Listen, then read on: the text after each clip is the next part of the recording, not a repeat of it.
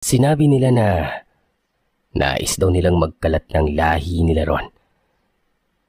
Bagay na hindi naman naintindihan ni Lolo kung ano ang nais nilang ipakahulugan. Hindi na yun pinansin ni Lolo Ben. Bagkos ay tinanong na lamang niya ang mag-ina kung ano ang pangalan nila. Manang Lusing at Inday Pising umano ang mga pangalan nila noon. Bale, yung palayaw na lamang nila ang babanggitin ko, Sirsa. Hindi ko na sasabihin ang buo nilang pangalan. Noong umuwi na nga si Lolo ay sumama na sa kanya mag-ina. Maigit kalahating araw daw silang nagbiyahe bago sila makarating sa Maynila. Pagdating umano nila ron, ay kaagad naman silang ipinakilala ni Lolo Ben kay Lola Puring. Bagay na ikinatuwa naman ni Lola. Ilang mga regulasyon sa bahay ang sinabi ni Lola Puring sa mag-ina. Unang-una na roon ang bawal ang malilikot ang kamay at lalong bawal din ang tatamad-tamad.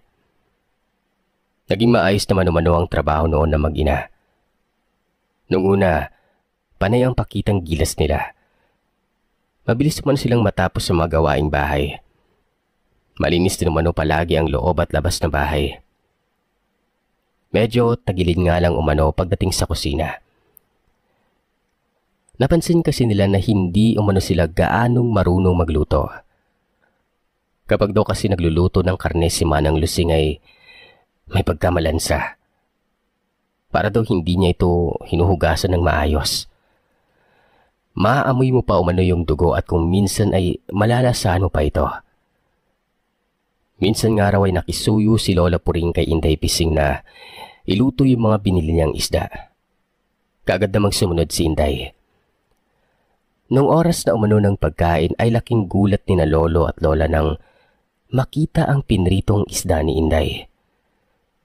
Bukod kasi sa hindi na ito nakaliskisan, ay hindi man lamang ito tinanggalan ng bituka.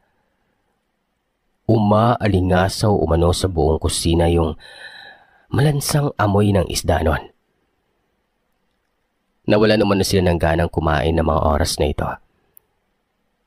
Kahit katulong lamang sina Manang Lusing at Inday Pising ay kasabay umano nila itong kumain. Hindi umano iba ang turing nila sa mga yon. Nagkakatinginan lamang umano noon sina Lolo at Lola. Paano kasi? Tila sarap na sarap umano yung dalawa sa isdang iniluto ni Inday. Panay umano ang subo nila kahit pa naglalabasan yung maruruming bituka ng isda na kinakain nila noon. May ilan pa nga umano doon na halatang hindi pa gaanong luto. Natigilan lamang umano sila sa pagkain nang biglang magsalita si Lola Puring. Malumanay umano niyang sinabihan si Inday na sa susunod na magluluto ito ng isda, kaliskisan muna at tanggalan ng bituka mga yon. Sinabi rin niya na kailangan ay hugasan niya ng maigi at budburan ng asin bago prituhin. Nang mabanggit umano ni Lola ang salitang asin, bigla umanong tumalim ang tingin ng mag-ina na para bang bigla raw silang nagalit. Tahimik lamang sila pero halata sa ekspresyon nila ang hindi kaaya-ayang tingin kay Lola.